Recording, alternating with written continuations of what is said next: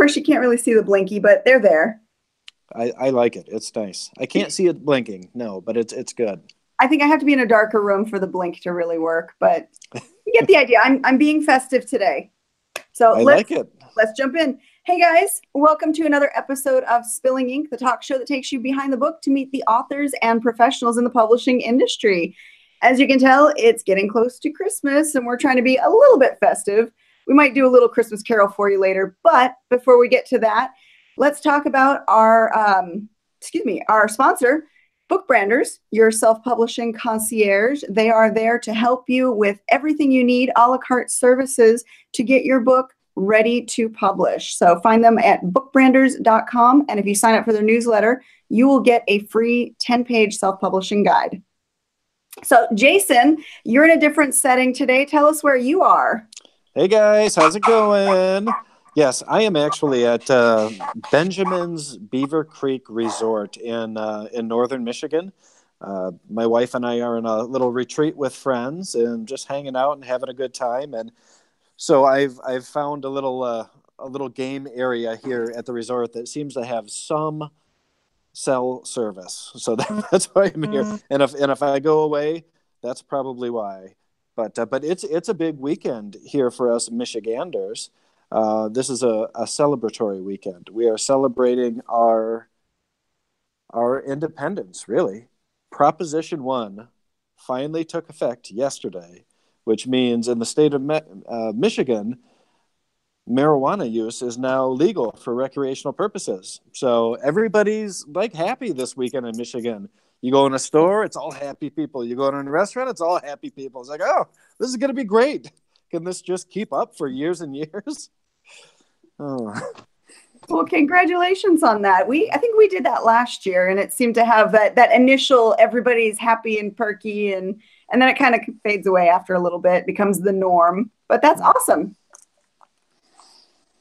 Yes, but I've got my Gatorade, so that's my celebration. Anything else in that Gatorade? Did you spike it a little bit? Not yet, but there may be some treats waiting for me back at the cabin. All right, well, we won't hold you up too much. We've got 2 authors to bring on this week, and today's topic is book anthologies. So, Mirren, you've been here before. Why don't you go ahead and introduce yourself to us again? I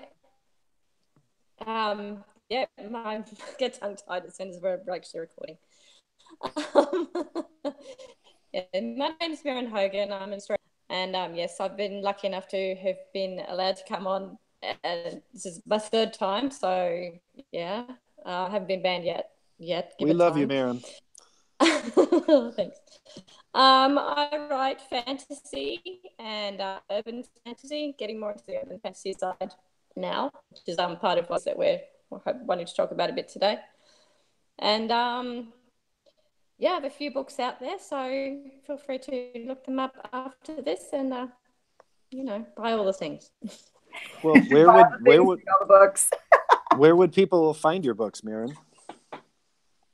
You will find my books on Amazon, Kobo, Nook, iBooks, services that you can download books from.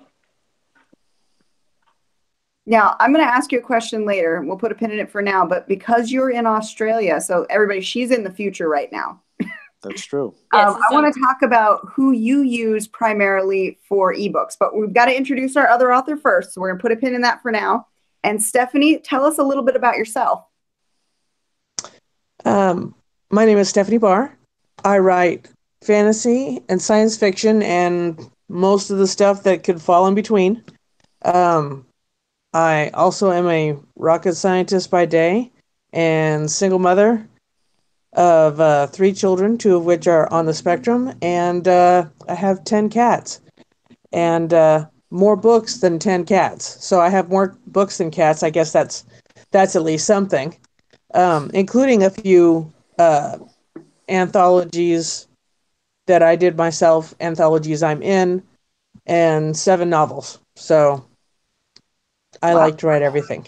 Busy lady there, rocket scientist and I don't sleep much. I know how that works. Trust me, I know that, but I'm not nearly as busy as you. Oh my goodness. How do you find time for writing? I make time for writing. I find odd moments where I go in there, and my kids are actually they entertain themselves a good deal.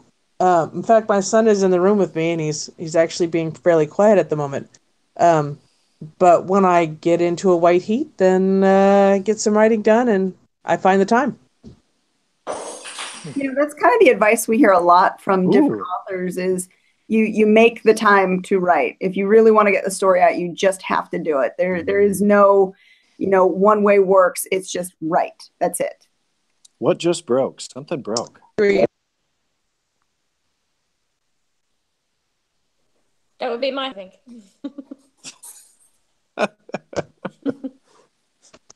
And my books are also available at all of your ebook um, outlets, including Amazon and Kobo and Barnes and Noble. And then I also have one book that's available on Audible locales. So I've got one book Audible. Okay, so both of you guys are wide distribution on all of your books. Safe to say yes? I am. Yep. I Okay. am, yes. And the reason I was asking that, because I wanted to, especially since I know, Miran, you're in Australia, and I know Australia has had some issues with Amazon in the last year, especially since they kind of took over Create Space and just went straight KDP. Have you found that you're working more with other distributors now, trying to push away from Amazon, or is it still primarily the first place you look at when you publish? Nothing's changed in terms of ebook. The paperbacks that have changed because they don't send here, so I can't get any author proofs. So I had to use Ingram Spark to actually get my paperbacks done. So yeah. Now, does Ingram Spark have local printers in Australia? Because I know they have a lot in Europe, in the UK, in the USA, so it makes it easier for a lot of authors to get their proofs done. But do they have them in Australia as well? Yep, they've got one down in Melbourne. Okay, because that drastically cuts down the shipping costs. Yes, and the time. I ordered a proof just before they cut us off from KDP, and it took 5 weeks. And from Ingram Spark, it took 5 days, so a little bit of a difference. Oh my goodness, that's a ridiculous amount of time. Now, as far as the ebooks go, oh, go ahead. Create Space took about 10 days, which is pretty amazing, but yeah, not tenable. Yeah, that's better than, what did you say, 5 weeks, but still. Yeah, it doesn't end up being much cheaper though, because the Ingram Spark books are more expensive than the KDP books are, so it kind of balances out with the postage. But I feel like I'm getting a better quality book for a cheaper postage, and I'm not making the postage company rich, so I'm okay with that. Okay, that makes sense. Now, as far as the ebooks go, with your wide distribution, are you still primarily seeing KDP as your strongest seller, or are you seeing Kobo pick up a little bit more, or any other any other e-reader platform picking up more steam? It depends. Like, I can get a run on KDP if I ever actually get a run on KDP. And then it'll fall dead and I think, oh, well, damn it. And then I'll go to Kobo and it's got 7 sales. So it doesn't seem to be any rhyme or reason as to why one is better than the other at any particular time or anything like that. But I get probably as many free, downloads of my free short stories on, because I go through Draft to Digital for a lot of things. And so I'll get about as many downloads as I do from KDP. So I guess there's a freebie hunters on both. I think freebies will always end up getting downloaded no matter what. I've got a freebie right now on Smashwords, and I don't promote it or anything at all. And every day I get little trickle in notices that people are downloading it, and it just moves on its own. Yeah, if I advertise my book 1, they're actually prequel shorts, so you're supposed to read those and then get addicted and then buy book 1 and go from there. If I advertise book 1, I get a lot more downloads than the freebies, so okay, I guess I'm advertising for the freebies now. But hopefully someone will read through it at some point. Well, I think the freebies also serve another purpose. Is especially if you're reusing prolific reads or something like that, where you can record their email address and then add them to your newsletter mailing list. That's always a nice thing. But yeah, every day people are downloading my freebies, and I really don't advertise them at all anymore. I think they just find them and like, oh, a free horror story, a free this or that, and download it, which is good, because I guess what we all think anyway is that if they read that free story and they say, oh, well, I like that, I like this author, let me see what else they have. And I guess that's what we hope.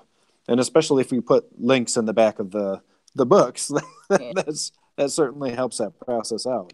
Yeah, back matter is definitely important. I've just discovered B2R links, books to read links. Oh, yes. Put in a link. Then you can actually put those in your Amazon back matter or your iBooks back matter, and it goes to wherever, and they don't flag it as a competitor. So wish I discovered those a couple of years ago. But, right. Yeah, those universal links are awesome. And I like that Draft to Digital has kind of pioneered that in their service. I mean, Smashwords was the grandfather, and while they offer couponing, which is great, they never kind of took it further. Whereas Draft to Digital partnered with Books to Read. They gave you the ease of creating universal links that are truly universal, because you can go to the iBook site from whatever country you're in and find the right link for it, or Nook, or whether it be Kobo. You're always finding the right country link as well as the universal link with just a click of a button. Very clever sorcery, that. Yeah, it works out very nicely. Now, Stephanie, you're wide as well, and you're also in the States. Are you seeing any change in the last couple of months with book sales on any particular platform, or has it been kind of steady? I went through a period of time where I wasn't seeing much on other platforms except for Amazon. That was always the long pole. But I've always been wide because some folks in my family only have a Nook, so I wanted to make sure that was available for them. And I use Smashwords too, as a matter of fact. But since about this past year or so, I've started to see more activity on some of the other sources. And actually, my audiobook I did through Findaway Voices instead of through Audible directly. And although it has a link on Audible, it's available other places. And I started seeing a lot of stuff that I've never seen before. So that I've only had it out there for about a month. I'll have to see how that goes in the long run. But it's very interesting to see like libraries and stuff like that using my books that I hadn't seen before. I like that we're getting new trends in the indie world. We're seeing a lot of indies adopting to the Audible or the audio books on the different platforms and seeing some success with that. We're seeing libraries picking up more indie books. So I'm hoping the trend continues and can expand, because I think it's a great way for more of us to get eyes on our books, especially those of us who are going wide now as opposed to just sticking everything in KDP. Right. Now, Jason, I know you're published through a small press. Do they go wide, or do they just stick with Kindle? Yeah, they're always wide with everything they do.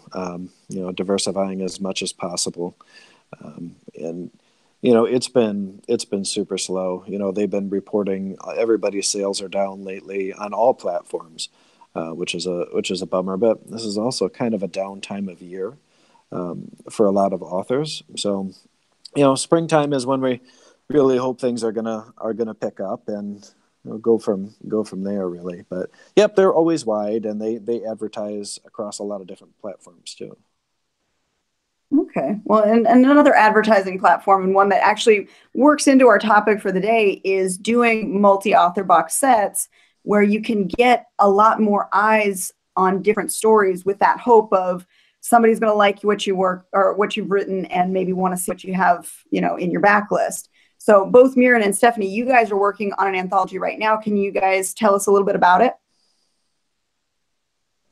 Yeah, it's a magic oriented, looking in the urban fantasy type thing, where we have the key elements had to be royalty and witchcraft. So that was the premise. We jumped in there, and then Mirren and I wrote a book together.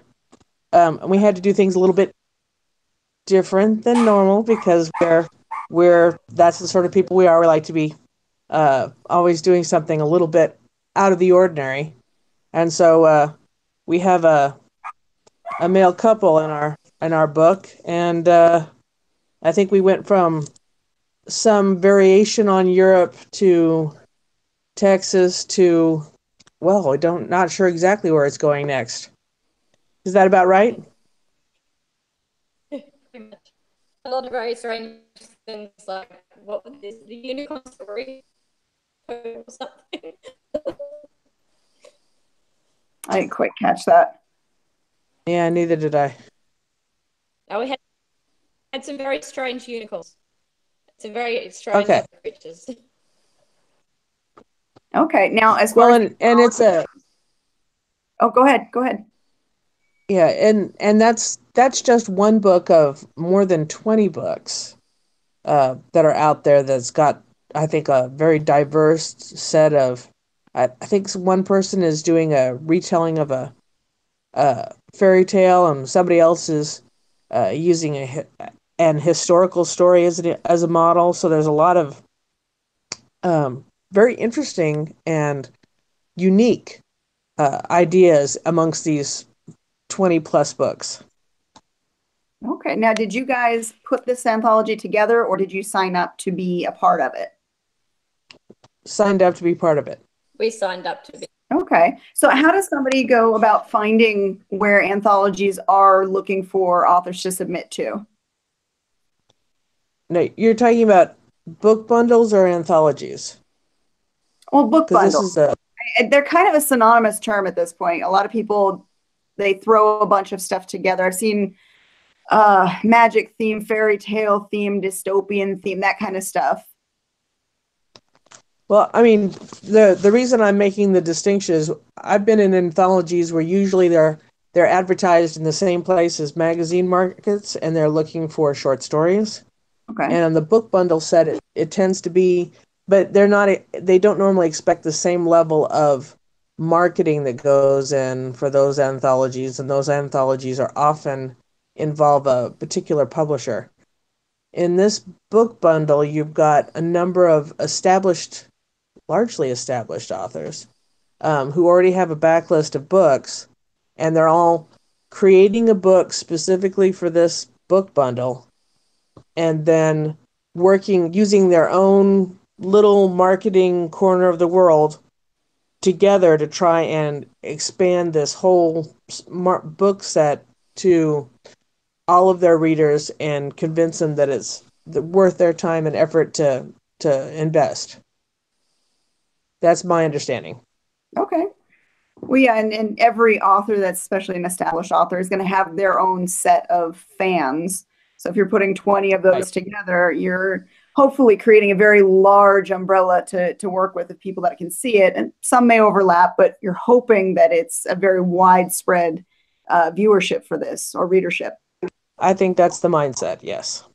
Okay. Now, how did you guys find this one? Mirren will have to answer. Through the author group Facebook page. So they do a few sets a year, and I just saw a good feeling about it randomly, and just said to Stephanie, "Hey, how do you feel about co-writing a book and taking part in this set?" And she probably would say no now because near the end of it, and it's been a long haul. But she was nice enough to agree. So yeah, here we are. But yeah. But it's not the co-writing the book. Now, the co-writing is a whole other topic.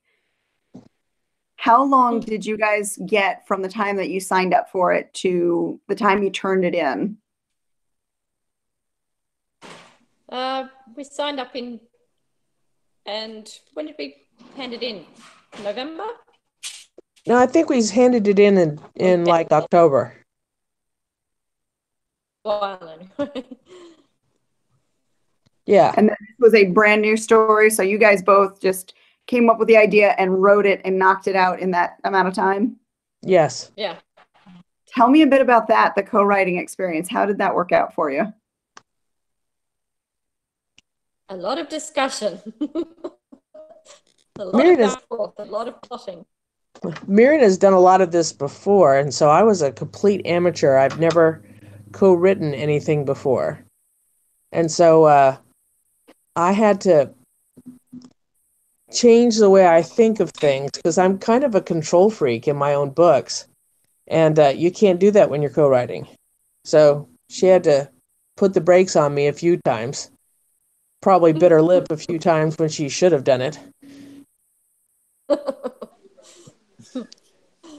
That's a hard thing to do when you both have a vision for a story and maybe it doesn't mesh up exactly, or again, like the control freak thing you just said, sometimes you know what things should be happening in your story and you want it to go this way, but you have a partner who might not see it eye to eye either. Yeah, we did tend to take different characters, and so like this character would be mine and that character would be hers. And so we had a lot of creative control over that particular character, and that made it easier, I think. Okay. And I'm doing scenes, or did you just write it like you just said, you have one character and you write everything that character does? I do write everything my character does. And then we sometimes took turns on side characters, and sometimes there were side characters that one person or the other had. Whatever worked for that particular chapter. Katie, I'm going to be doing We share something. the talking animals. That's right. Talking animals are great. Can you guys hear me? Yeah, we can hear you. Okay, good deal. Just wanted to make sure. No, I'm actually doing something similar to that in this anthology that I got talked into doing next year. I'm doing a teaming up with an author that I barely know to write a story. And so what we decided is that we're going to have this general theme, and she's going to have one set of characters, I'm going to have the other, and we're going to kind of go from there and see what happens. But so that should be interesting, especially since I haven't worked with her before. But why not? You never know unless you try new things. I'm kind of in the same boat. Starting in January, I'm actually supposed to be working with Jane on a potential new trilogy, and she writes 3 times faster than I do. What? How is that even possible? That woman can knock out some stories, let me tell you. And so I'm scared I won't be able to keep up with her because she is just fast. You just put the smack down right away. She's like the biggest kid in the prison yard. You just got to knock her down. Show her who's boss.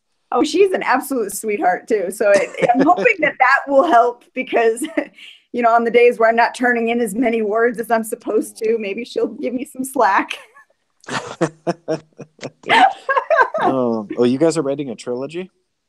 Well, it's a potential trilogy. We're talking about the book one, but Jane's got a bit of an addiction to cover art. So she's always sending me cover art that she found and bought. And she's like, I just need a story for it. So I think she's already got the cover art purchased for it. And they're really cool. But we have to get through the story first. And she's got a story she's finishing right now. So we haven't even begun plotting it yet. And you're just coming off of Agents of Asset too. So you've got a little breather here before you start up hard and heavy with her. Yep. And I'm not going to, it's killing me too, because I feel like I have nothing to do right now. Normally, I put the kids to bed and it's writing time. That's when I go to work. And now, I put the kids to bed and I'm like, what should I be doing? Oh yeah, marketing. I don't want to do marketing. Oh, I hate marketing. That's the worst. So I'm like, I need a story to write because I don't want to do marketing. But I can't start anything new because I know this commitment's coming up in a couple weeks. Well, I'm right now keeping myself busy with a new program to me, Scrivener. So I finally decided to give it a go, and I'll tell you what, so far I love it, Katie. It's pretty amazing for keeping all your crap organized.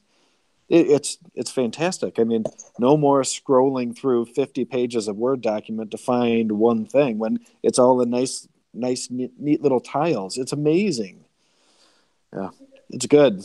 It's good. I'm gonna have to do a little video just on Scrivener to show my love for it and see if I can convince you to try it out because it's cool. I don't think you'll convince me. How about you, ladies? It's Do you use Scrivener at all? I have not. I use Pages. yeah, and I never saw the need to use anything other than Word since Word is the standard for everything when you're going to get it edited and send it off. Um, until I started talking to these authors at those conventions that I was going to, Katie, and they were all like, "Yeah, dude, Scrivener changed my life." And these are all respected authors. So I was like, finally, I was like, okay, well, I'll give it a shot and we'll see. And it has been so darn cool. I'm really impressed. But yeah, another time for Scrivener. What were we talking about? Should note that the book that we wrote, we're actually working on a trilogy based on that first one. So we've got the second one almost finished. That's awesome. So it was such a successful endeavor that you guys are able to push it into even further books. I love that. I think she always wanted to do a trilogy. She likes sets. Now, is this going to be submitted to a publisher to publish, or is this going to be one of you two handles the accounting side of indie publishing? Yeah, we'll Probably. do it. I don't know. We'll figure it out. I have to work the details out. Yeah. That's the part I hate, paperwork. I would rather go to a publisher at that point and say, here you go, I've got everything. You do the paperwork. I don't want to. I can't even. Well, that's why we use realtors to sell our houses, right? I mean, it's something that any of us could sell a house. It's not that difficult to list a house and to get it sold, but it's all the paperwork and crap that goes along with it that's like, no, I don't want to do that. Yeah, take your 5%, whatever it is they get, Right. I'm working with a client right now. I do freelance work on the side. I work with book branders, but I also do my own freelancing. And I picked up a client who wanted basically everything done for him all the way up to publishing the book. And I said, what I will do is get everything ready for you, create your publishing account with Kindle or wherever you want it. And then I hand the keys over to you and I'm done because I don't want to deal with anything after the fact. I'm not managing royalty reports or anything like that. It's all on you, but I will do everything up to that point. Yeah, that would be a nightmare to get stuck in a situation like that where you're trying to manage all of that. Oh, no, not good. Oh, yeah. Yeah, who does stuff like that? What kind of service does that kind of thing? That's where I think that honestly, that's where the vanity publishers came from, is they were catering to the community of people who just wanted their book published and didn't want to worry about all of the other back end stuff. And they took over and they manage everything and they do the royalties and whatnot, but they also charge for all their services up to that. Whereas a small publisher takes on all of that and sends you the royalty. I wonder if there's just somebody you could hire, though, to do it for you. That does seem to be why some people want to have a publisher, though. Yeah. Because I think, I don't know, including the marketing, but meanwhile, in the real world, they still have to do the marketing or they're not going to sell any books anyway. I've just done it. That's why I think that the hybrid model became so popular, is because, the indies that wanted to handle it could do it themselves, but they could also push it onto a publisher to do some of that heavy lifting for them as well and take some of the load off of them. So they still have control over a little, but they're giving that control over to somebody to manage the stuff that they just don't want to have to deal with. Yeah. Either way, you still have to do your own marketing, which, let's talk about that. So being a part of a big box set like this, I'm assuming since everyone's sharing the marketing, does that lighten the load or does that actually create more load for you? It lightens the load. I should say the box is called Right to Rain because we really need to make sure we hammer that home to everybody. Hey, I share that around in my newsletter. Right to Rain. Yeah. What's your copy? What's that? Have you bought your copy? I haven't bought my copy. I have not. Or actually, you know what? Maybe I have. I don't know. I buy so many books they kind of get lost in the Kindle shuffle. But I know I have shared it around a few times because I think I signed up for the Right to Reign October something or other that you guys were doing. It sounds familiar, like a newsletter swap. Yeah, maybe that's what it was. Sounds familiar. Yeah. We've done I don't know. newsletter swaps and book fairs. It's more work for me than I'm used to because I am a minimalist when it comes to marketing. And I've had to be a maximalist for me. So what types of things are you doing for the marketing? So obviously newsletter swaps are one. Are you posting things? Do you have like blog posts you need to do? I've been posting to particular groups that do advertising. I've been posting and tweeting, which I almost never tweet. Tweeting stuff. I've been putting things on my blog. I've been involved in book fairs. I've been involved in a scavenger hunt. I've been involved in, Mirren arranged a charity auction that I was involved with as well. Mirren actually is much more likely to be a go-getter and coming up with ideas, and I'm a follow-alonger. So I've been following along with other people's marketing ideas. And have any in particular you found? Oh, go ahead. I just said my ideas are strange, I think. That's not just sounds. Well, Mirren, I've talked to you in email before. You've been following, is it Mark Dawson's strategy? Which one is that? He probably has a few. Yeah, he does have a few. I know he has a podcast too that he's been posting or doing videos for on YouTube where he talks about the different strategies. I know there's a marketing master class. I mean, there's a lot with his name stamped on it. Yeah, I've done the ads for all those.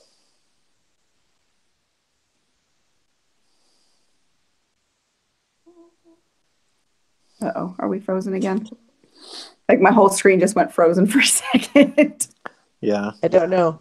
I've like I said, I've been following along with the other folks have all got a lot more experience than I do when it came to marketing. So I've been going along with other ideas and posting it in my places, but I don't have the same.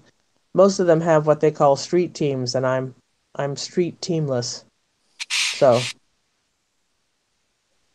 it's always interesting to see what people are doing for marketing and what they're seeing gaining a return on it. You know, whether it's the paid for advertising, whether it's the blog posting, whether it's using services that do auto posting for you. I know Heidi told us a couple weeks ago about a service called Missing Letter, and I actually tried that one because I thought it was a great idea. And it's basically a drip feed posting system for anything that you post on your blog.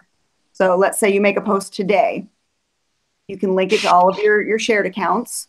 And over the next 365 days, it will randomly schedule another mention or so of that post to all of your social media using different tiles, different pictures to make it continuously look fresh.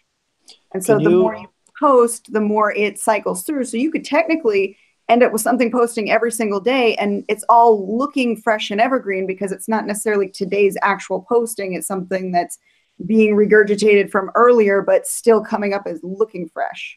Katie, could you repeat the name of that for me? I couldn't hear you when you said the name. What's the name of that program? It's called Missing Letter. Missing Letter. Okay. Uh-huh. Right. And interesting. It's a drip feed posting system. That's really cool. I've never heard of that before, but that's neat. Maybe you weren't on the show with us when we had Heidi talking about it, but she mentioned it to us, and I thought it was an interesting idea because I was on that show, and I must not have written it down. I was using Buffer for the longest time because it has a plugin on Chrome, so I could just click a button on my Chrome browser on any page that I was on, and it would automatically post it to my LinkedIn or my Google Plus or Twitter or Facebook, whichever ones I chose, or it would add it to my schedule, and I have it scheduled to post maybe 1 or 2 things a day. But this is even more automated, and it strings out the postings so that it feels like it's fresh. And this is a pay service too, right? It is. It is. They do have I think they're running still their Black Friday promotion, even though it's no longer Black Friday, where it ends up being about $7 a month, and that's not too bad. Okay. Yeah, that's actually not bad at all. I'm pretty interested in that because I'll tell you, I'm so bad at coming up with new things to say, little clever marketing things to say. I want people to buy my books, and I enjoy talking with people, but I don't know how to come up with something new every day that's also a conversation and also a hey, buy my book. So that'd be nice, just to come up with a batch of good posts and then let them do their own thing. Yeah, and I'm testing it out. We'll see. If it doesn't work, it's like I said, $7 a month right now. That's really not too bad as far as cost wise. There are other things that cost way more in advertising that I haven't seen a good return on.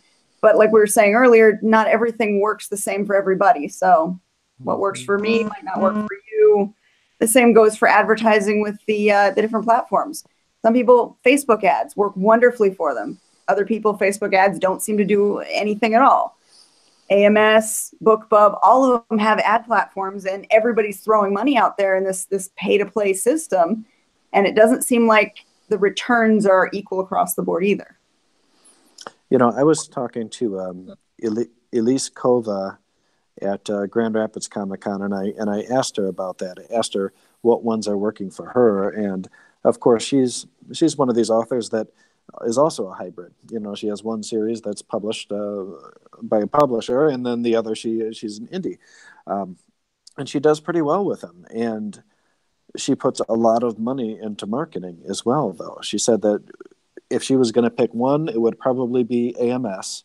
She said that's probably what performs the best, but she said that she always doubles down by having Facebook ads as well, and whatever special she can find to join. So yeah, it's tough. It's like, and I recently spoke to Rick and Rachel, who were on a year or two ago on our marketing special or advertising special, and because I was frustrated, I was like, what the hell am I doing? What am I going to do going forward with marketing here? Because books just aren't moving, and both of them were just like, just relax. Everything is kind of crap right now. They said, the methods that were working for us last year aren't working anymore. So we're continually having to change things and try things and evolve. And I think that's for a guy like me, especially, that's a tough thing, because I'm one of those set it and forget it kind of guys. I'd like to put something out and then just have it do its own thing. But marketing isn't like that for us anymore. We do have to constantly be on top of it. And so guys like me are always going to struggle. But if you're a person that can adapt a little faster, because that is our advantage of being indies, is because when something changes, we can change right there with it. We don't have to wait for a chain of command to change for us. But yeah, so. One of the things that I'm finding I enjoy doing more, and it doesn't feel as much like marketing, is a lot of the free guerrilla marketing techniques of sharing little bits, but sharing them in specific places. So my private reading group on Facebook, it's not something that you can share outside of the group. If I post something in there, only their eyes can see it. I will post work in progress, like raw stuff for them to see and ask their opinions. And to me, it makes me feel like I'm connecting better with those readers, and they're feeling more invested in the story. So I kind of enjoy when I get to post them and I see their reactions, and I can ask them, what do you think of this? Where do you think this is going? And maybe incorporate that idea into the next teaser that I post for them. But that's a very close-knit group. Once I've done a little bit of that and I've got something more refined, I might post it to my blog to share something that's a little bit cleaner. But that close-knit group, I really enjoy working one-on-one with them and giving them that sneak peek behind the scenes. And that doesn't feel like marketing to me. It feels like I'm really building a relationship. Yeah, and I think that fans really, really appreciate that. And I think that and not all of them are like this, but I'm going to talk about newsletters again. I think that a lot of newsletter subscribers are really there because they want that personal connection with you, and they like that. And like I said, not all of them are there for that. A lot of them are there because you're probably giving away free books or deals, or every newsletter I am giving away another chapter of a novel I'm writing on Wattpad, and it's some of them just want to download the free stuff, but other ones will send me an email after each one and say, "Hey, thanks a lot. I really enjoyed that story you told," or whatever it is. And so I think that having a personal connection with them is important. But again, that's where I start to have a tough time, is because I like to have a personal connection with people. What I don't like is asking people to give me their money. So it's a tough thing that I haven't quite mastered, between, getting emotionally involved with my fans and or involved on a personal level, and then saying, also give me your money. Because I don't know, maybe it's a self-esteem thing, but it's like, man, am I really worth all these people's money? Do I really just expect them to give me all their money and buy these books and read them? And I don't know, it's tough. It's tough. I Here's my totally. thinking.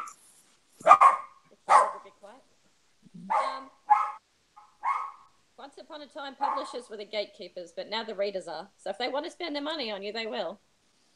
Yeah. Can we just put the dog on? The dog is adorable. Or the parrot's going off because the parrot's setting the dog off. Yeah. Murphy's come over here, Stephanie. We've actually got JD Estrada, another awesome indie author. He's in our chat right now, and he says that he also has a tough time pushing the product. He says that he doesn't invest a lot in advertising just out of principle. He works in advertising, so he's very stubborn about it. But you know what? He also does something kind of like what I was talking about, that connection with the readers. He tries to reach out and have real conversations with people, whether it be on Facebook or Twitter. And that's one of those things that, again, it doesn't feel like marketing, but it does work because it builds that connection. He'll post on Twitter, and I always look forward to it now, the Sock It To Me Thursday, where he puts his favorite sock up, or a picture of him with JD. Something creative. JD, I'm wearing my favorite socks for you. It's my wool socks, my cozy wool socks. It's all for you, buddy. We've got to get him back on the show too to talk more about that. But I like what he does. He's very genuine, and that makes a difference. When is he coming back on, Katie? As soon as we can get him on. JD, are you single yet? I mean, are you free? Because I mean, I'd like somebody to take out on the town or something, man. Oh, Jason's trying to pick you up. Man, he's such a good-looking guy. But it's seriously, though, it's that personal connection that feels much more genuine. And I think the readers, too, are excited to buy the book. You're not begging them to buy your book anymore.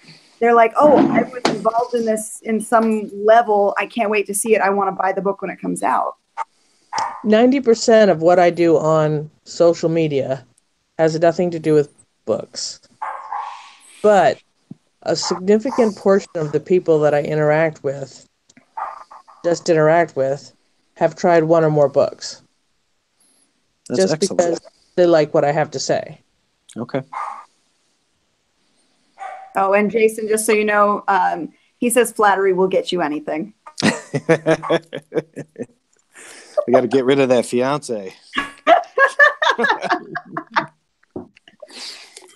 But yeah, it's the marketing, and like I said earlier, I hate it. I'm between stories right now, and I feel like I'm going insane because I'll look at the computer and I don't want to do the marketing.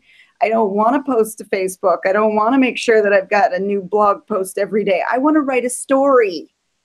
And yeah, that face, Jason, that face. I totally agree, Katie. You know what? I've actually I've kind of set up a system for myself because I've got a weird work schedule now. I work all day Mondays and Fridays, And then the rest of the week, I just work in the mornings and then in the evenings. So I've got this block of 3 or 4 hours in the middle of the day that when I come home from morning shift, I go and I sit and I feed the dogs first, of course, and then I write for an hour or two. And I'm trying to hit around 2,000 words if possible, because that was my nano goal. And my NaNoWriMo kind of got interrupted by work. So it's like, okay, I'll just extend it until I finally get this project done.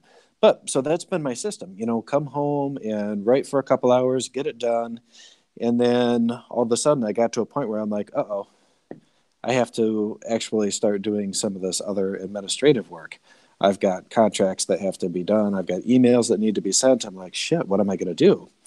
And it was funny because it was on that day that I was listening to a podcast from another talk show where they were saying, hey, don't hold yourself so strictly to these writing goals every day, because remember that writing is not just typing. Writing is organizing. Writing is thinking about your project. Writing is advertising your project. Writing is sending emails that are related to your project. I'm like, you know what? Okay, well, today's just going to be an admin day. And that kind of sucks because there's nothing creative about it. But that's okay. And maybe I'm trying to justify it, but I figure if it works in my head and it helps with my own anxiety as a person and as an author, then that's good. So all in all, even though this last year has been kind of a big turd for me, I've had a really crappy mental health year, but I'm feeling better about my writing than I ever have.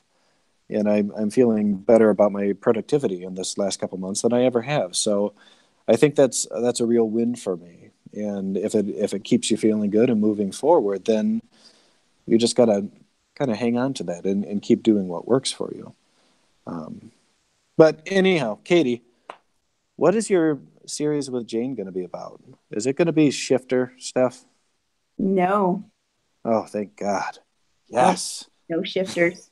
No shifters. So what is it going to be? I'm not going to tell you. What? Nope. That's not cool. I'm going to send Jane a message. She'll tell me. Jane will tell me. I'll get a hold of her first and tell her not to say a word. Hey, you still owe me a read through on the last one I sent you. You didn't send it to me. I did send it to you. You said, okay, let me send it to you, and then you never did. Okay, maybe I didn't send it to you. Oh, shoot. Okay. See, that was probably one of those days where it's like, I don't want to do it. Yep. Oh, crap. This is just way too much heavy lifting for me today. Oh. Hey, did you, as I know sometimes you don't watch all the backlist of our shows, did you watch last week's show the whole way? Mm-hmm. Okay. So I did. I was very sad that I missed that show. It was such a fun show. I loved hanging out with those guys. But I wanted to mention it again because when I come back from our little weekend cabin retreat, I'm going to start building the sound studio because all the stuff is getting shipped to our house this weekend while I'm not there. So I'm super geeked because I'm going to be starting my own storytellers podcast. And what I'm going to be doing is every episode, and these are all going to be pre-recorded. It's going to be kind of like watching a series of Netflix shows.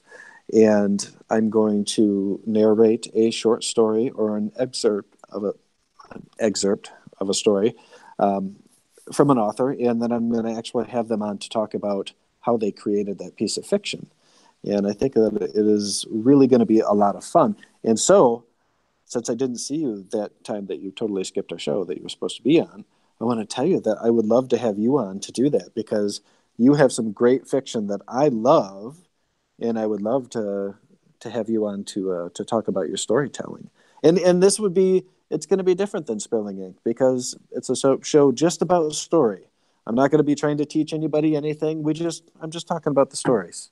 Now, speaking of teaching, we still need to do our Teach Jason segment.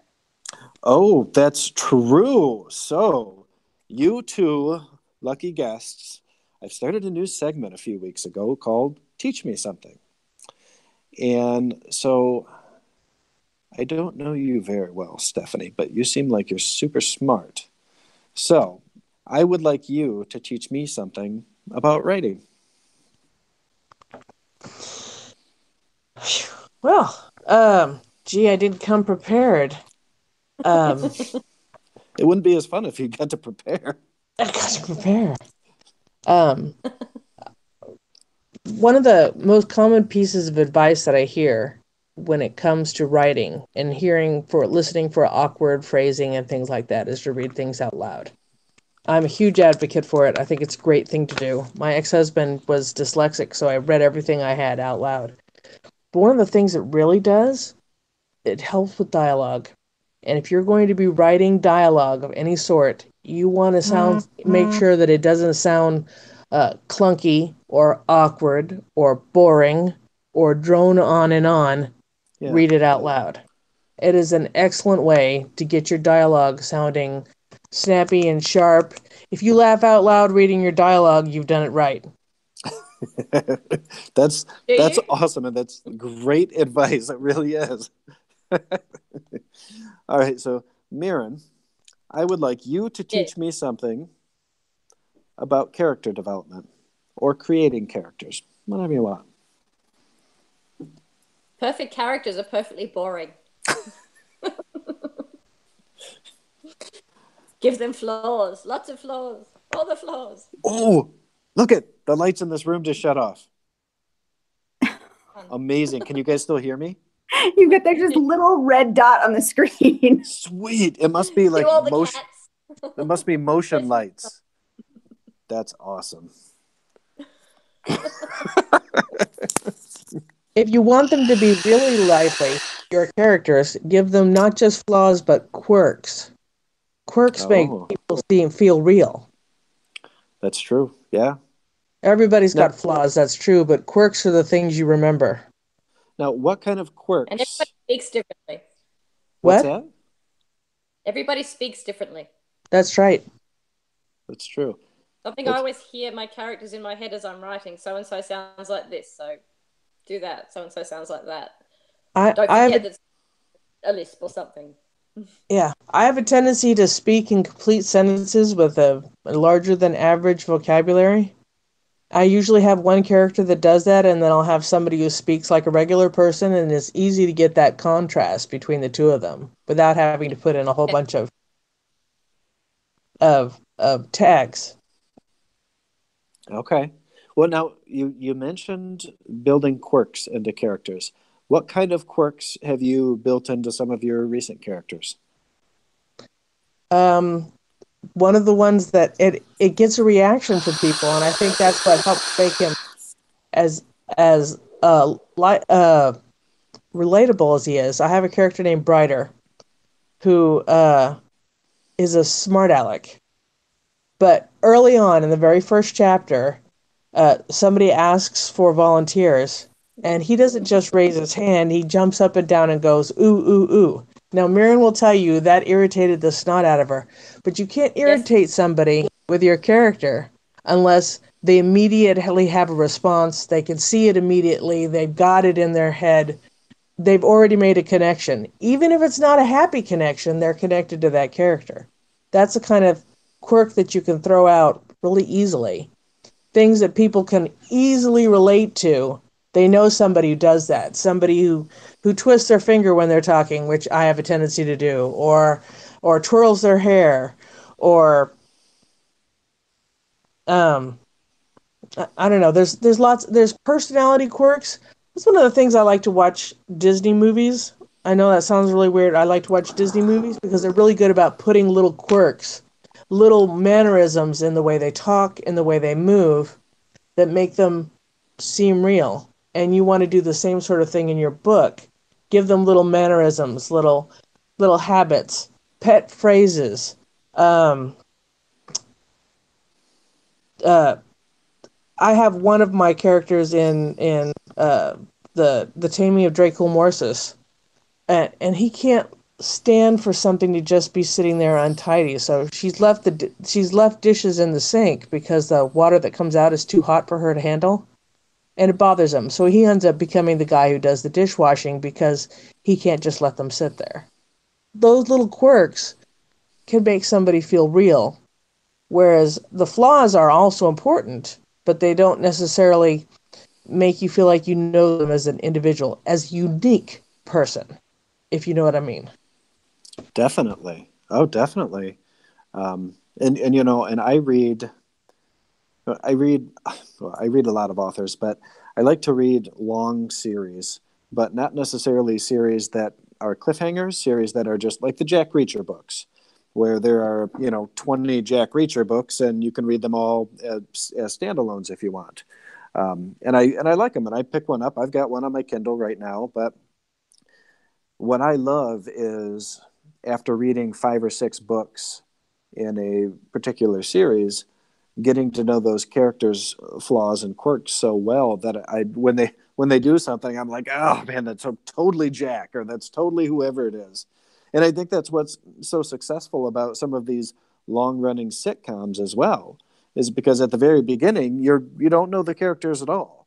But by season 3, you know them so well that it's like you go to sleep and you can see them in your head. Yeah, that's a good thing. Well, what do you think about that, Katie? No, I think that's absolutely on par. You learn to love these characters. They become real to you through those books. You sound like Darth Vader when you do that. Well, I bet if I wave my arm, this will come back on. Maybe not. Oh, I'm going to have to find my way out of here in the dark now.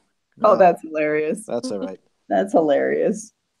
No, but quirks are absolutely an important thing. And while you were talking about that, of course, my mind always goes to Doctor Who and the fact that every time they change the Doctor, it's a whole new person, a whole new set of quirks. And for me, it kind of makes it interesting to learn and discover everything there is about the new Doctor when they change. I don't know. Have you felt the same way? Because I know you watch Doctor Who. Bow ties are cool. Yes, you know, and I've only No, I've so far only watched Matt Smith and a little bit of Capaldi, and it is so difficult to go from one Doctor to the next because I know I'm going to end up loving it, but you've fallen so in love with these characters that you've been watching for a couple of years, and then to just have them ripped away and have to love somebody else. God, it's brutal, but you do it, and then maybe that's why this series has been going on for what, like 90 years? Yeah, it's been going on for a long time. When Matt Smith, the changeover between Tennant and Matt Smith, I did not want to give Matt Smith the time of day. I was so brokenhearted over the loss of David Tennant's Doctor that it took me a full year before I gave the series a go. And I, of course, like you said, ended up loving Matt Smith's character. And it was just as gut-wrenching when it switched over to Capaldi. But I loved Capaldi. I like everything that each Doctor has brought to the table. But it's that new discovery. It's that fresh invention of the character that I think pulls you back in again. Well, and I think that one of the really neat things about Doctor Who is that the characters are, I mean, the characters really seem completely different. And they're all really kind of wonky and bizarre and goofy and silly. But at their core, they all stand for the same thing. You know, they all stand for peace and for acceptance and for love. And I absolutely love that. That's the theme going through it, and that's why we have no problem watching this show with our youngest and having her love it. It's like, you know what? Yeah, it's fantasy. Yeah, it's goofy. It's not hard science fiction, but you know what? There are a lot worse things that you could idolize. I mean, sure, idolize a pacifist who wants the world to love each other. Hell yeah. I'm down for that. And that was part of its charm is it's sci-fi, but it's not hardcore sci-fi. It's sci-fi that didn't take itself so seriously. It allowed the viewer just as much as the characters to have fun with it. Yeah. It couldn't take itself too seriously given the special effects back in the day. Oh yeah. Those effects were pretty special. Well, even look at all of the bad guys, even to this day, even the newest incarnation of the Doctor, the bad guys are just ridiculous, and you laugh, but you're still scared. You know something bad's gonna happen, but you laugh at the same time because it's not that bad. All the rubber, all the foil. Yeah. I thought the bad guys are puddle or a piece of floating paper. Yeah. Or, I mean, the Daleks, just look at that. Just a trash can that shoots people. It's the most ridiculous enemy, but you see them and they're so iconic and you love them. And it's just, it's a testament to that. They knew that they didn't want to take themselves so seriously. They wanted to have fun with the science fiction and let their viewers have fun with it too. Well, and I think that makes it a lot more accessible to more people. Heather, my wife, really isn't into sci-fi. She doesn't like science fiction, but she really likes Doctor Who because it's like you said, we keep saying it's not hard sci-fi. It's just fun sci-fi. She didn't get to watch Firefly with me when I was staying at your place because she would always crash out, and then we'd put Firefly on after she went to sleep. But Firefly was another one that was great. It was a little bit more serious than Doctor Who, but it was another fun science fiction. I think that's great. How is it that our show always devolves into talk about Doctor Who? I think I feel like it's destiny. We always end up going back to Who. They're actually on their final episode of the season, I think, coming up this weekend, and then they're not doing a Christmas episode. It's a New Year's episode. They have to do a Christmas. Nope, New Year's. Katie, that's not okay. No, it's not, but that's what they're doing. I need you to get in touch with Tim and have Tim get in touch with the Hollywood people and have them get in touch with the BBC people and make this right.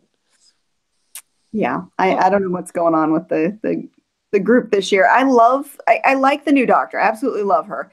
I think the stories have been typical of a first season New Doctor series. It's always kind of stumbling through as you're getting to know. It's usually the second or third series where they really hit their stride and you really see the new Doctor shine. So it's been an interesting series so far. I want to see where they take it. But I know next season is supposed to be, the real stellar season. Awesome. All right, well, I think that we are running into time here, aren't we, Katie? Oh, yes, we are. So, okay, before we go, ladies, is there anything you want to tell us about the upcoming box set, where to find it, anything special about it? Comes out on Tuesday. Go on. Yes. You can find it on all the platforms, iBooks, Kobo, etc. And look for our book Incantation because, we wrote it, so it's of course going to be amazing. Of course. And it's called Right to Reign, correct? Right to Reign. So and there's RITE, and then Reign is Royal Reign, REIGN. We'll post a link down in the description below after the show so that our viewers can catch it. Well, thank you both for sharing your time with us, telling us a bit about this new set, and of course your writing process working together. And as always, for our viewers, we will be back next week with new authors to talk to you or to introduce you to. And that's pretty much it. Thanks for watching, guys. See you, everybody. Thanks for having us. Hey.